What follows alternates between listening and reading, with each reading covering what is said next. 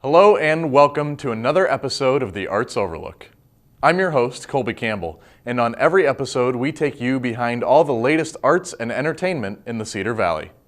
On this special episode, we go just down the road to the Hearst Center for the Arts, where local fine art photographers Shannon and Colleen Graham presented a lecture on their work and development as artists.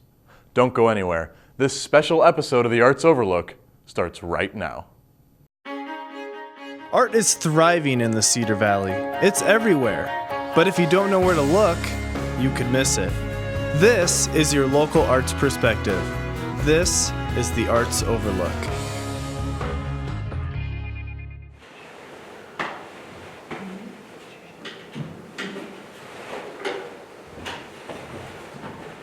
Okay, here we go. I think everybody's in. Hi, folks. We are Shannon and Colleen Graham, S&C Design Studios here in Cedar Falls.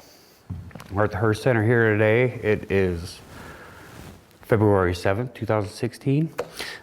Today we are doing a lecture for you guys, and this is, first of all, we're commercial advertising and fine art photographers. But today is just art, and just a lot of our personal work is just going to show progression from before we went to school, during school, and then where we're at now. So some of these that we show, especially in the beginning, doesn't mean they're good.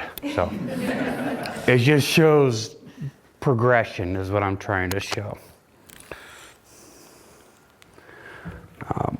And I'm going to have questions and answers at the end. So please think about questions, and we'll try to figure that out. Or figure out answers I'll ask you, because there's lots of things I don't know. I was 13 when I found out that a camera should be with me. Deer hunting with my dad. Handed me a camera. Here, shoot with this. I didn't like guns. Dad didn't like me having guns. There's a good reason. A lot of hunting photos from sitting high up in the tree stand, leaves, birds, watching the light change throughout the day. Stay silent, thinking, daydreaming, and of course the occasional snapshot of Dad with a dead deer. A proud triumph of a man. We ate venison steak and deer heart sandwiches those nights. That's when my fire for photography sparked. From then on, the camera was always with me. Family gatherings, days in the pits with friends, the camera was there. My crutch, my filtered reality. When my big brother Muscle left for college, I built my first darkroom in his empty bedroom. Basic, primitive. I taught myself how to process film and print in that tiny room. Time passed, life changed, always shooting. Sitting on the patios at Mom's, my brother says, "Hey, why don't you go back to school and be a professional? You're good at it." Though I had shot some weddings and portraits before that, mainly in high school, I was doing portraits. This was the trigger that made me think, I could do this, really become a pro, and get paid for the stuff I think about. I enrolled into a professional photography program at a school. I finally had the confirmation I needed. This is what I was meant to do. I had the foundation of technique that simply taught me how to do it the right way. More importantly, learned how to study photography, which is a never-ending task in this ever-changing medium. You never stop studying photography when you're a photographer.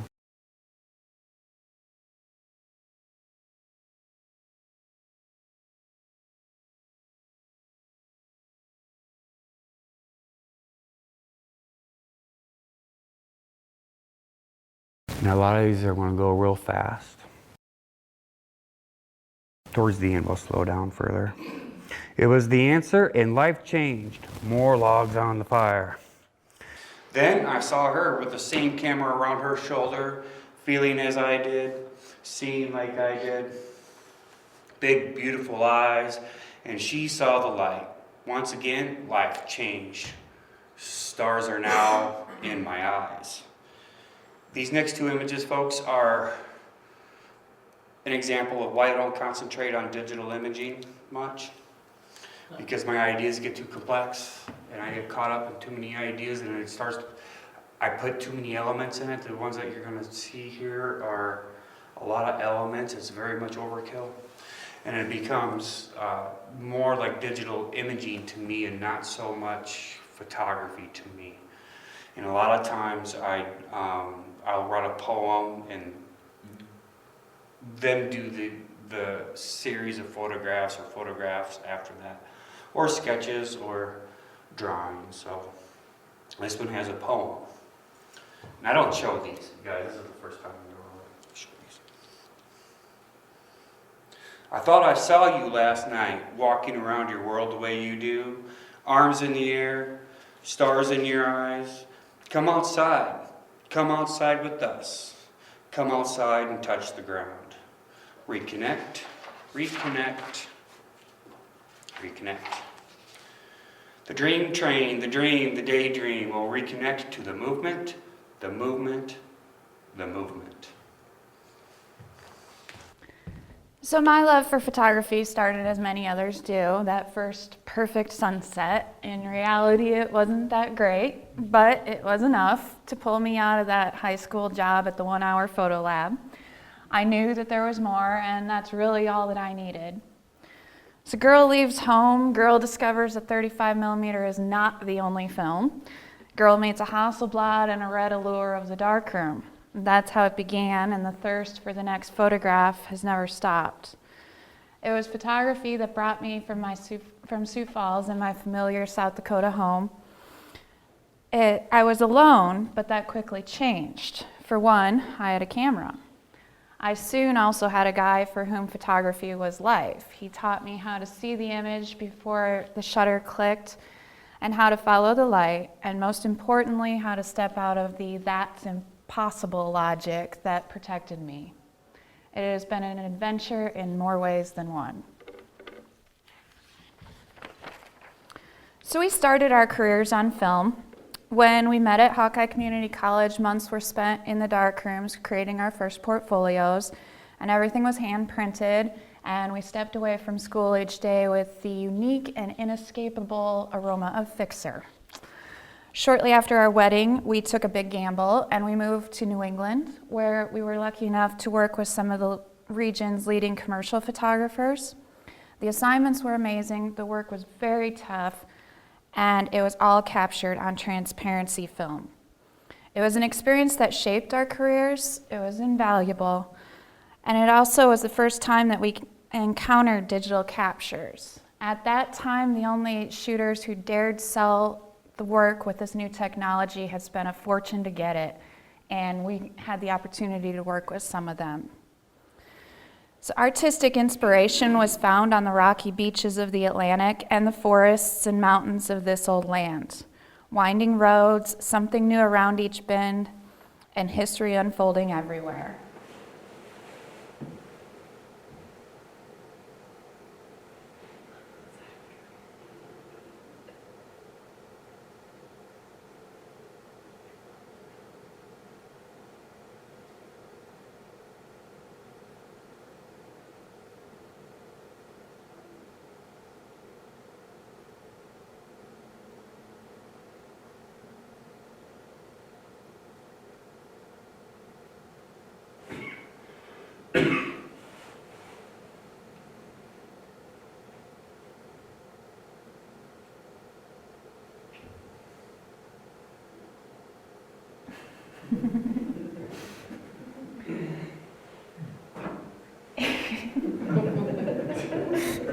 Got a nice hat on.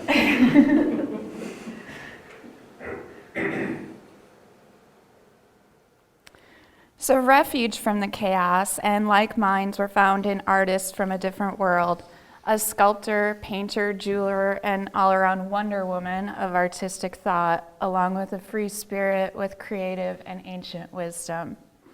They were our inspiration, our sounding boards, and our collaborators in countless untold adventures.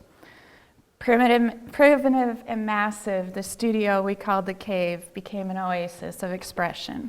More logs on the fire. After a few years, it was time to come home. The sky opened up that first sunrise driving across Ohio.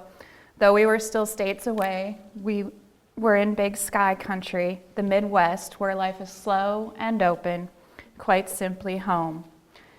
It wasn't long before we opened our second studio. We held on to the familiarity of film as long as we could, but it was inevitable. We would have to learn digital photography. And we soon fell in line. It led to success, taking us on countless adventures and leading to unforgettable experiences. We had come to age in a world of film, and it had changed on us overnight. For everything that digital photography offers, and as useful as it is in our commercial work, it wasn't the right fit for our artistic vision. It was too unreal and contrived, and we can easily find ourselves getting lost in a single image, looking for a special effect or a spin, rather than focusing on skill and technique. We have always been film photographers, and black and white is our vision. Breaking it down to simple contrast, tone, and detail, that is where we shine. And that is how we think, and that's how we see. The studio is the artist's refuge, and it is up to each human with creative insight to find that perfect place. We've found it, a sanctuary that allows us to work freely and get back to our medium's roots. The studio transforms daily, and activity shifts as needed. We have a creative space to create, a darkroom to watch the magic, and a place to rest and simply think. And that's all we need. It's our creative home, our fortress of photography that opened up a new world of work.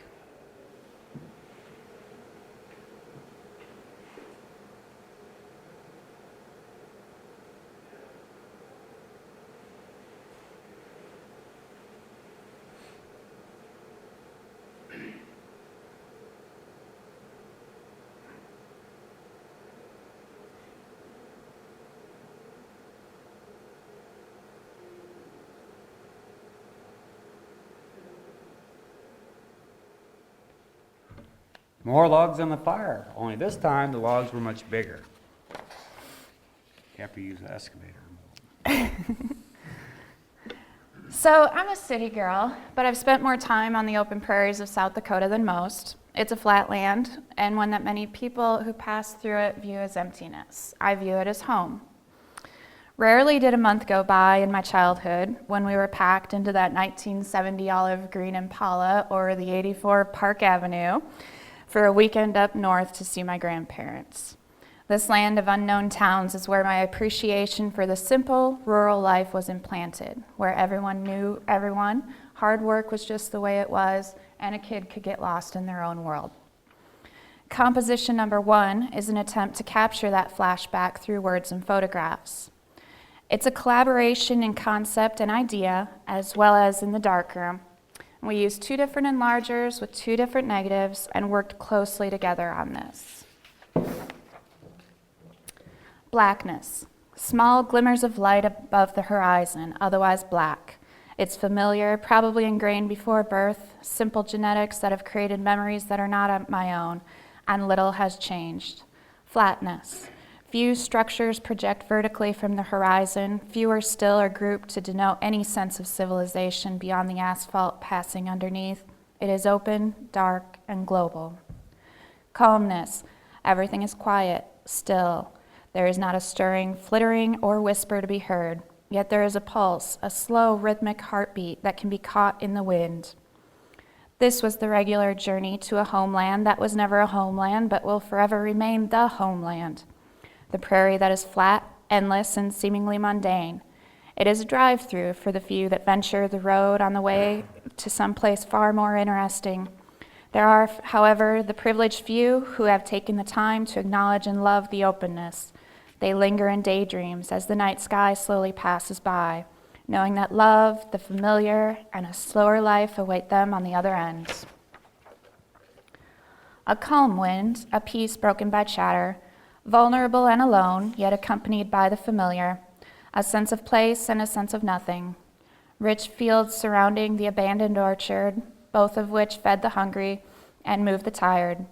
Her weariness from duty, his struggle to provide, aged wood that protected, a rusted fence that defined, a trinket that was once lost. Jubilation and sorrow, fulfillment and longing, clouds and sun, dirt and grass, and the spirits of us before us. It is a mere shanty by most standards. The life it held and the spirits it nurtured are much more than can be defined by a piece of prairie architecture. One can assume that a bovine or two, a rascally flock of chicks, and maybe even a goat once called this home as well. The fields surrounding the homestead are no longer plowed but combined, and the few remaining apple trees mark a time filled with children of every age. Dirty faces and dirtier feet, an apron-clad mother and an overall-bearing father, striving to make a good life, amidst the desolate and rich land. God-fearing and faithful in cause, underlined by an undying belief that reason is the only reason needed. The abstract does not exist here. This world is a real one, and the only phenomenon is that which is wrought by the sky.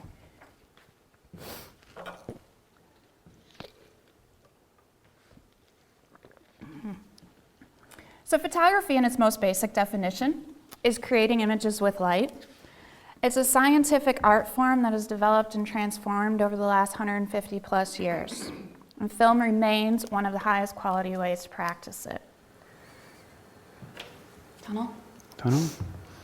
This is, I'm going to start explaining some things here, folks. Now, this is a Civil or a Revolutionary War fort in Kittery Point, Maine.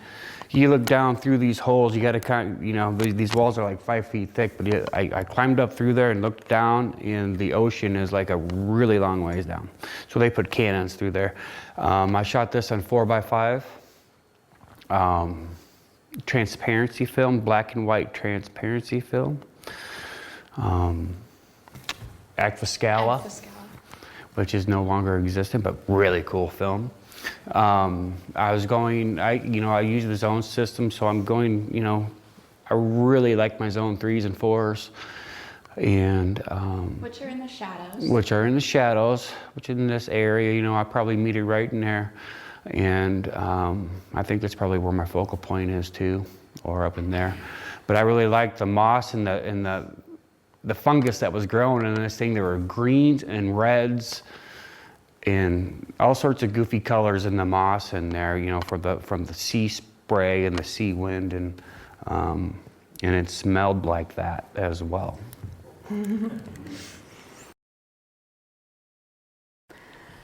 There is an organicness to traditional photography as well. We work with minerals and chemical reactions. The silver gelatin coating on acetate film and fiber paper continues to produce outstanding images.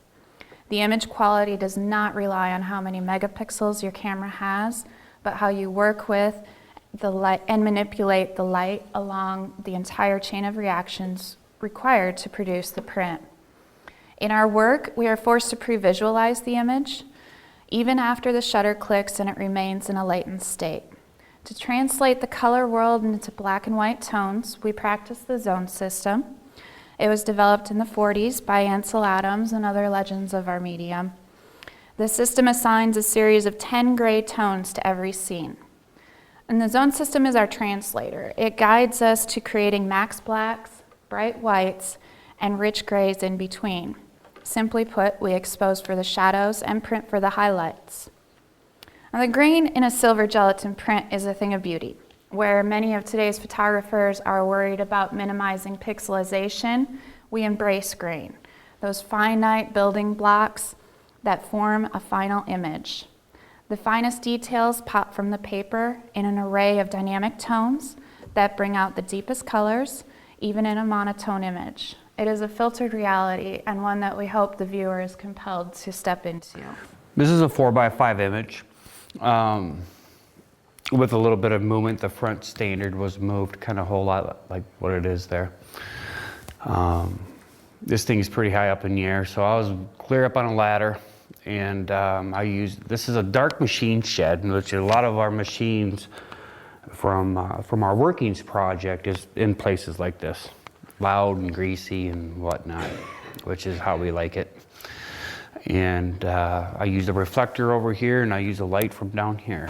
I really, really like what steel and chrome and rust does on 4x5 film, using the right chemistry and then choosing the right paper for that. I really like, that's awesome. It doesn't look like that in real life, but it does on black and white material. So we also shoot film for selfish reasons. We never tire of the magic that is photography or the anticipation that this medium requires. We need to unplug and slow down, and forcing ourselves to wait 20 minutes for a single exposure or spend 8 hours perfecting a single print, that's kind of good for the soul. Amen. Steampunk.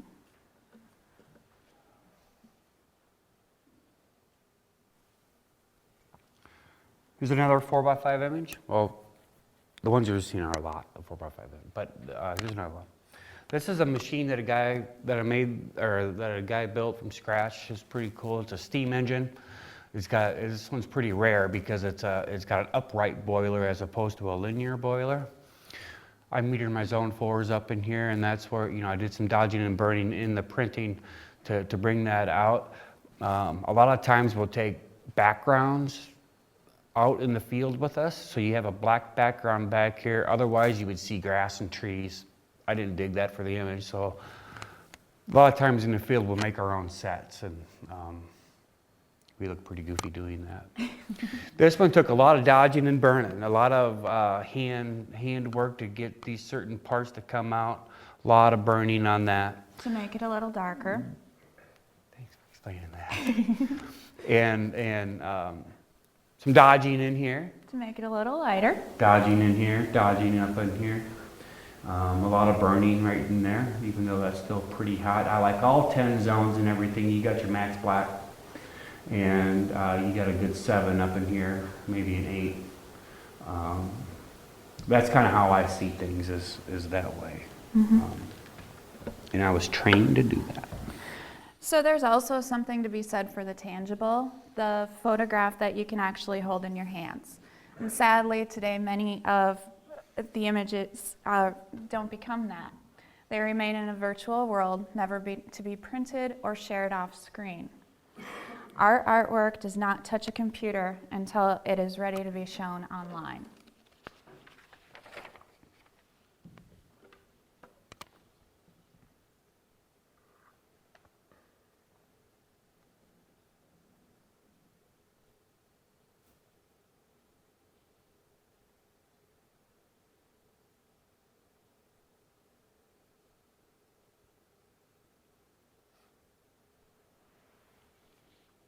One of the first things you learn in photography school, and you're a first-year student, or even a high school kid, and that's photograms, which is just basically a shell. You put objects on a piece of paper, and you got your light source up here, and you put objects on there. And I still like photograms, even though it's one of the first things I ever learned. And the guy who taught me that is right over here. And it's one of my favorite things to do, and you can get all sorts of creative with it. This time, I threw a negative in the enlarger and then photogrammed over that. So this is a picture of a twig, just one stick with one little leaf bud on the end of it, but I made it several twigs by just keep turning the negative around and the paper. And then, but before doing so, I laid some grass on it to make shadows of the grass that I just picked out in the garden. That's a photogram. I hope I explained that good enough. We use large and medium format film. I think it's a lot bigger than this, folks, but I shoot 4x5. And this is a 120. Clean, I shoot 4x5 inch negatives. I use a technical graphic view camera that makes 4x5 inch images. That's that big one over there.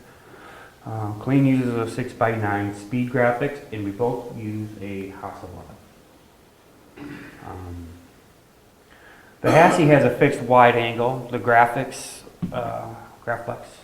has a front standard with rise and tilt on the lens plane. The 4x5 has all the movements on both the lens plane and the film plane. So this front half being the lens plane, then you have your film plane back there, and they both swivel. Do whatever you gotta do. Swing, shift, tilt, rise, fall. The reason for the movements is to correct and/or change perspective. With movements, it is possible to stretch out or squeeze the subject, change focal point, distort the image completely. I always use some kind of movement. The subject and scenes often look a lot different in reality than they do in my images.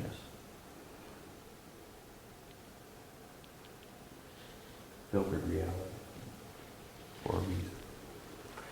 We are wide-angle photographers using wide-angle lenses almost exclusively. Sometimes a normal lens, never a telephoto. The 4x5 right now is set up for wide-angle with the bag bellows and the recessed lens board. So you can get your back element as close as possible to the film plane. And in some cases, if I set it up right, I can get that back element that close to the film plane. You can imagine how wide that would be without getting fall off on the edges. Diffraction. Where am I at? Thanks. Our cameras are completely manual.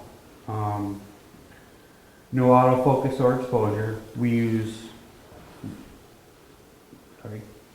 use a spot meter to measure the amount of light reflected from the subject. I meter for the last shadows with detail, the zones 2 or 4. This is a laser machine. I metered down, sorry, that's not the laser machine. So I metered down here for about my zone 3 to maybe zone 4 up in there, down to like maybe zone 2. The negative did not look like that. It looked a whole lot darker in there, and so I had to dodge and burn, or I had to dodge that part down there. I think that's what makes damage. This thing makes shoelaces, which is kind of cool to watch. Here's another one. My zones are right in there. You got your max blacks in here too, and there's a reflection of it down here on plexiglass. And this is done with paper, black plastic, and then you got your gears, or gear. I'm really not sure what that thing is.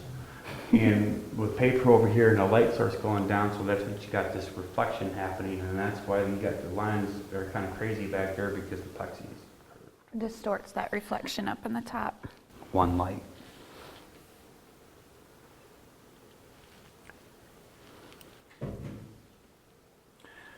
Then we do calculations on paper to come up with an exposure compensation, bellows factor, filter factor, film reciprocity failure factor, and zone placement. Reciprocity is a good thing. Reciprocity failure needs to be dealt with. All of these add time to the exposure, and I often end up with an exposure anywhere from 2 minutes to an hour or more. This is a clutch or a brake. It's an example of perseverance and getting it right until you're done. This is out in the farm field. I probably metered in there somewhere for zone 3 or 4. And this is on a hay baler. Thrasher. Yeah, hay thrasher. And it's about 15 feet in the air. I just stand on a ladder. I have a reflector over here. No lights. The sun was the light on this one. The tripod, we had to gather up some logs, and which were nearby, and set the tripod on. So it was a pretty shaky situation. With this bag bellows on there, it's like a kite in the wind. Sets my exposure. This is a 20-minute exposure. So windy days, if you have just a little bit of the wind's got to be pretty much dead. Otherwise, you're going to get camera shake. And I have a wind meter that I hold up and it measures the wind speed. And, you can gadget yourself to death with this too.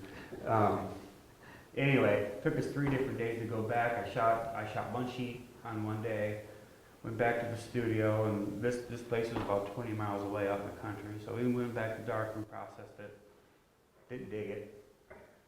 Did it another day, didn't dig it. We ended up doing it for 3 different days. It was a nice place to hang out anyway. It was. We took the picnic basket and things. Our dog always comes with us, so we have a good time. Anyway. The zone system is a method of visualizing tonalities. It's a system that once you learn it, it makes sense. You begin to see the world differently in tonalities rather than color. When I see things, I visualize what it looks like in black and white. It happens every day, not just when I'm shooting, but just in everyday practice. Even now, I look around the room and I see different tones. I see you guys in black and white. You got a higher tone of this yellow, and you can kind of imagine what that looks like as opposed to that green over there. You got your max blacks in these seats. I just visualize what you guys would look like in black, kind of like dog vision. I get obsessive about it. It's like daydreaming, only in black and white. So it's kind of, I might act spacey, but I'm not. I'm just looking at you in black and white. So I am there. Then you have to think about which film to use, which chemistry to use, which paper to use. Composition, angle, and concept, well, that just happens. That's just natural. You learn after a while to work. That's just how it works. So I don't think about those too much. I think more about the process that I need to do. The exposures are also so long because we often shoot with the smallest aperture the lens will allow. On the view camera, it's f/64. On the medium format cameras, it's f/22 or 32. These are very small lens openings that allow just a tiny bit of light onto the film at a time. For each step down to a smaller aperture, the exposure time doubles. You can quickly go from 2 minutes to 16 minutes, and so on and so on. The small aperture is one of the elements that give us such fine details in a photograph at f/64. Everything in the image will be tack sharp, and the film picks up every small piece of dirt and rust in a machine. There are clubs out there called like the f/64 club, which is an Ansel Adams gig. This is a drill press, stacked gears. I use some heavy duty movements on here to compress everything. In real life, these gears are kind of spread apart a little bit. They're not that fat. They're longer. I changed it quite a bit. There's a window right over here, and this is in an old blacksmith shop. Window over here, reflector over here. This is a 35-minute exposure. I had to burn quite a bit down here, and I had to dodge quite a bit up in here. Okay. Now, on the other hand, if the image requires a single focus point, it can benefit from softness around the edges. And I tend to use in a lot of my work f/8, 5/6, the larger apertures to get a shallower depth of field so that you'll have a single focus point in the image and then the rest of it goes a little bit softer. It's just kind of, my cameras, they tend to work out, some of my vision works out just a little bit better with that softer feel in it.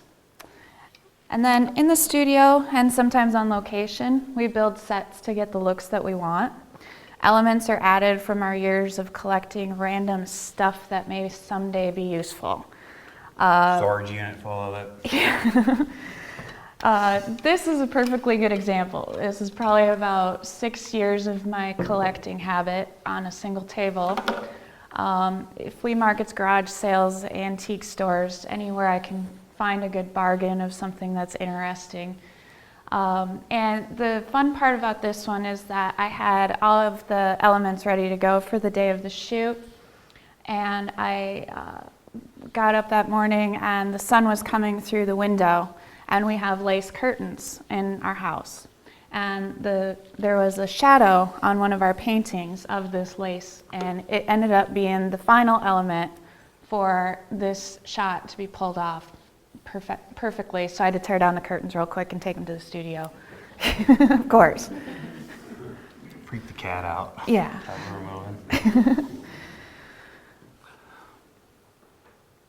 Our lighting is simple, but always customized. In the studio, we often use a single light and a reflector and/or flag cards to bring out details and create the mood and contrast that we're looking for.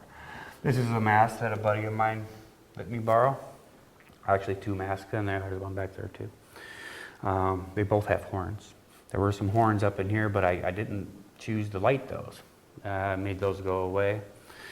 This is just an example of a very harsh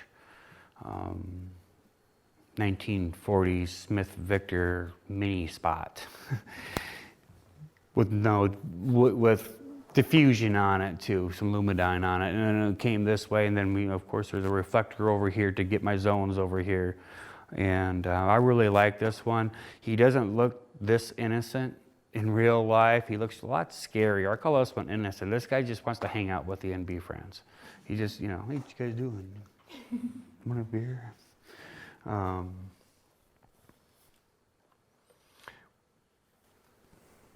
When in the field, we time our shoots accordingly to the best light source ever, the sun.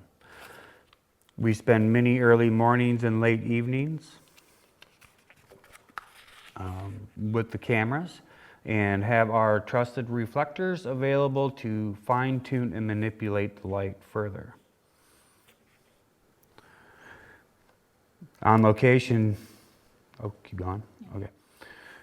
On location, on a location shoot, we'll have our crossover filled to the top with ladders, light stands, tripods, cameras, and everything else we may possibly need for the day in a picnic basket. We collect, pack, and haul everything needed to create the image, making a photograph rather than taking a photograph. In pitch blackness, we unload the film and get ready to process it. Colleen uses roll film, so she can roll her film onto a spool, places it in a light tight processing can, and then the lights can come on. Chemicals are poured into the sink one at a time, and it is agitated on a rhythm through the entire processing time, which is usually 30 minutes total or so. I shoot sheet film, so I need to unload my film holders and place each one of them in a negative hanger. I usually do 1 sheet at a time, sometimes 4 sheets at a time, and depends on what the image is, which means that entire process is done in complete darkness. It can be anywhere from 20 minutes to 2 hours, depending on my mix, my temperature, and what I'm trying to do. Agitation is important. And it affects the outcome of your negatives. A lot of times, well, most of the time, the darks will develop faster than the lights.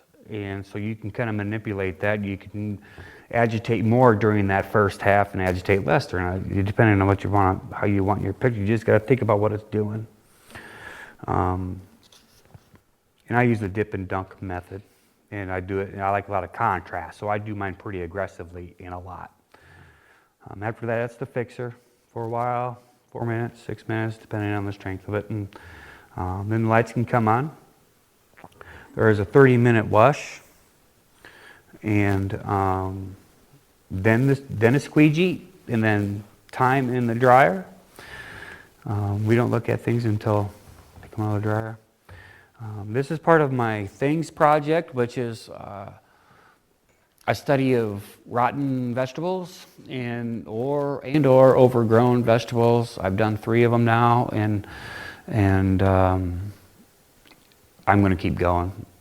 This took me a year. These are eggplants, and it took me a year to dry these out on my deck. So I call them things on the deck because they were things.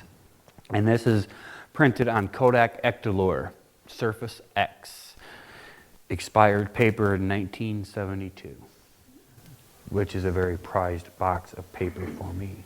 It has kind of a, you see them out there, it has kind of a creamy base to the whites, and then it has a cool canvas-like texture. You'll see a lot in the darks there, and that's that Surface X. It is not until they are completely dry that I look at the negatives to see if I got it or not. If I got it, great. If I didn't, then you just go do it again. So it is a big deal when the film comes out of the drying cabinet. The negatives are then analyzed. Thanks. The negatives are then analyzed, and one of them is chosen to print. First, the darkroom must be prepared for printing. Mixing chemistry is our first order of business. We often mix our own formulas from raw bulk ingredients, carefully weighing and drying the crystals and powders. Dissolve them in water. Water temperature and ratios are carefully controlled. It becomes a science lab. Occasionally we'll use pre-mixed chemistry from Kodak, but not very often. And if I do, I'll add something to it just to make it mine. I like my own recipes for the look I'm going for. It is similar to how painters mix their own pigments for paint. The correct paper for the image is chosen. That will give it the look we're going for. Our freezer is full of modern and retro papers to choose from, and all of it is fiber-based, of course. Things in the cupboard. Hey honey, when are you gonna get those things out of the cupboard? When they're ready to get the picture taken. Yeah.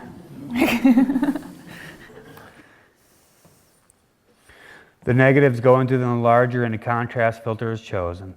We use retro enlargers. I use a Bessler 45 MX. Clean uses an Omega D2, both from around the 70s. We use condenser heads and contrast filters. I like the condenser head. Not a lot of people do, but I do. Because of the way the light looks. It's a harsher light to me, cleaner light. It uses 2 large condensing lenses, one concave, one convex. It's a harsher light that comes through there. You just got to do more handwork with it is all. You got to work harder to get it right, as opposed to a colored dichroic head. I don't know what image that should be on, but You're good. as opposed to a colored dichroic head, which uses different degrees of colored filters and mirrors to get the contrast level you want. I like raw, kind of naked light, untouched by mirrors. Once the light reaches the paper, there are several methods to manipulate the tonality, dodging burning and special effects like axograms. Again, this is an example of a whole lot of movements on the 4x5. There's a fine line between the right amount of movement to just too much movement. And it's hard to, especially with beginners, it's hard to find that balance. But once you do, once you figure it out, you got it. And this is in a grotto, this is a ball. I think I did a front shift on this and maybe a back tilt. This is a giant granite ball here, and it doesn't really look that big in real life in proportion to the size. You know, it's only about this big, but in this picture it looks like it's that big, and that's what I mean by changing reality, filtered reality. Is you don't have to settle for what's real. You can change it. Which I try to do that as much as I can.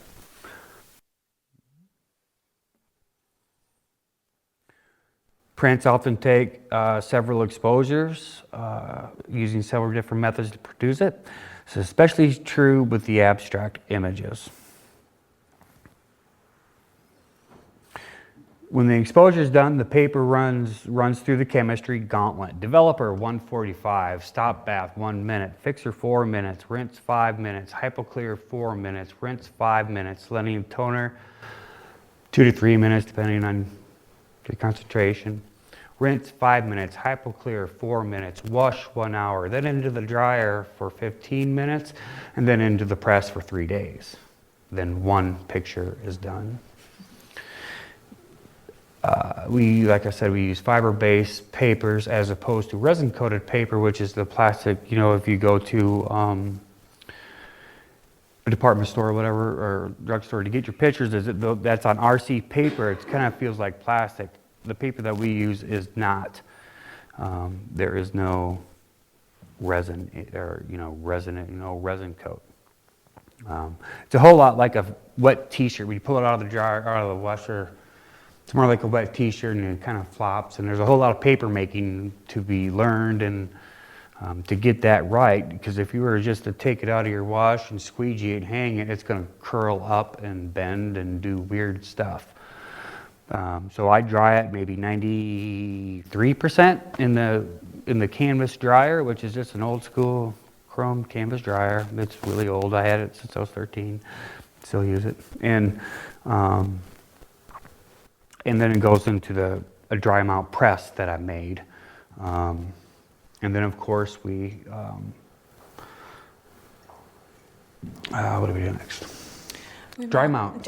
Dry mount in the seal press. Big, large, hot thing. 180 degrees for 40 seconds, turn it around, and another 10 seconds. And then I cut my own mats. You can kind of tell out there in some of those that they're very hand-cut mats. Yeah, you can tell by my mats. And then I dust spot them in film photography, especially large format. You're dealing a lot with, there's opportunities to pick up dust along every step of the way, from getting your film out and loading your holders and then putting it in the camera, and then, Dust is our enemy. Dust is a rough thing, as opposed to digital photography, where you're only dealing with dust that's on the outside of that lens. And then if there is, you just take it in Photoshop and clone those out. Bam. But we don't. So we dust spot them, which I learned in school, and that's with a paintbrush and dyes. And a magnifying glass, and taking out each little dust spot by hand. Sometimes people call it point spotting or whatever. And Yep. sometimes I'll use pencils to bring density back in, but not very often. That's not preferred. No, if I bring a pencil out, I'd rather just redo it.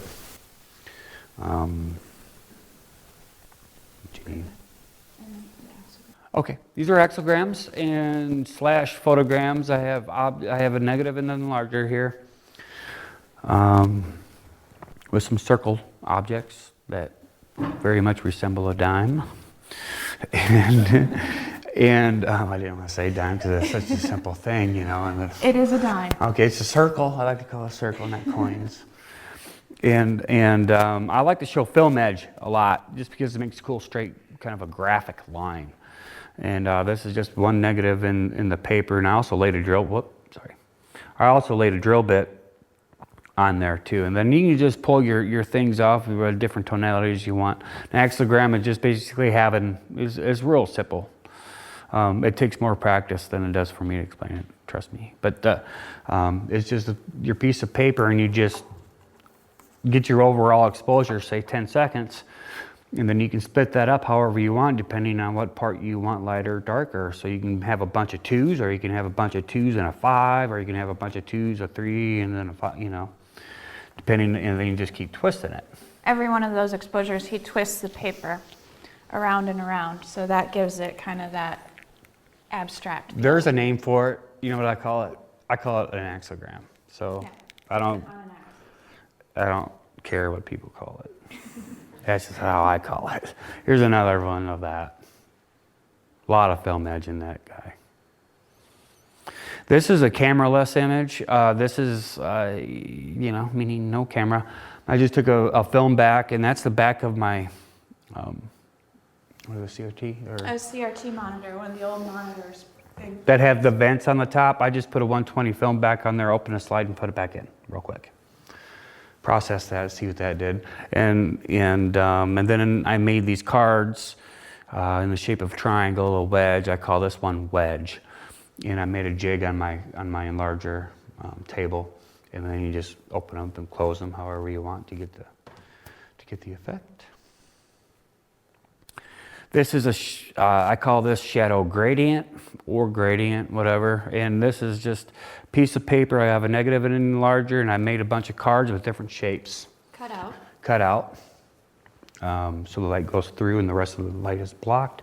And then just kept turning that around at different exposure times. Again, finding your overall exposure and then just nailing as much. This one's only about 35 exposures in here, so that's holding it and then clicking it. I don't have a foot switch yet. And so anyway, that's how I do that. And I have one that has 100 of them in it.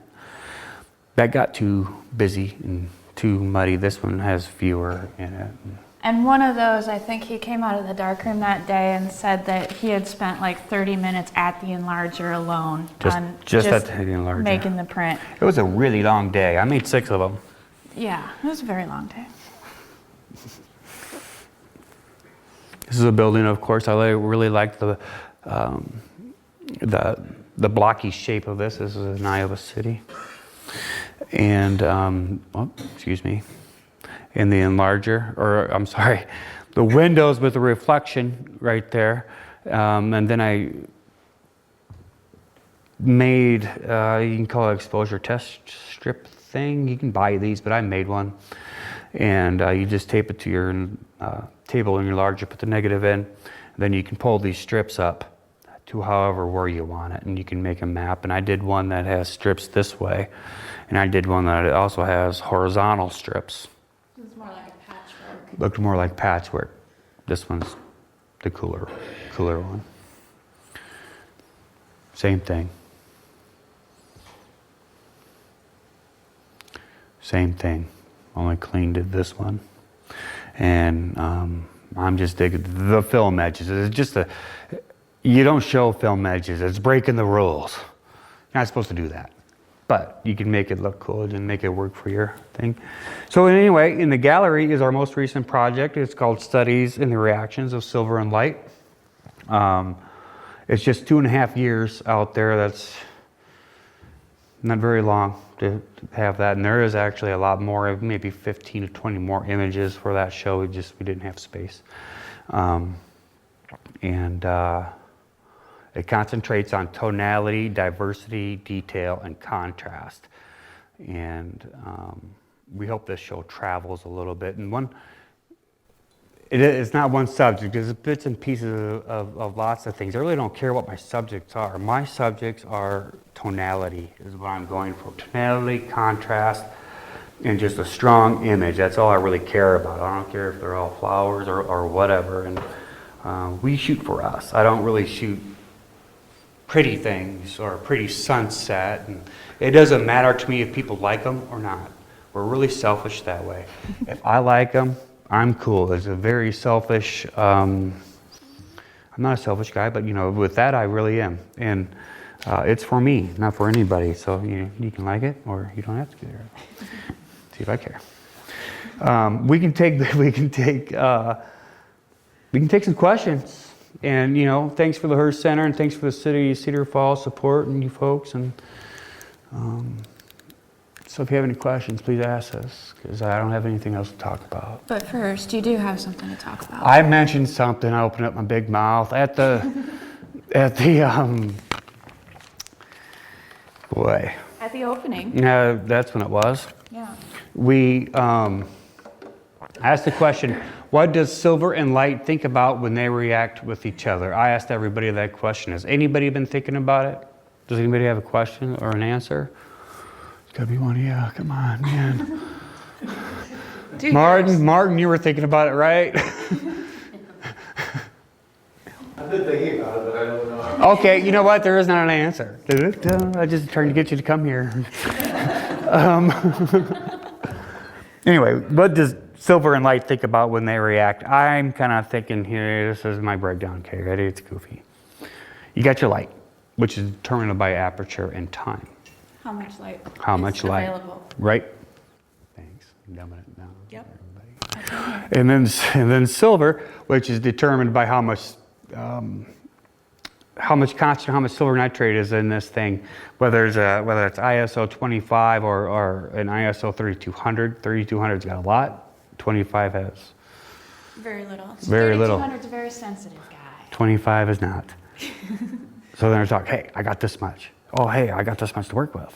Okay, cool. So I'm only going to develop those, or Give you this much. I do this a lot in the darkroom.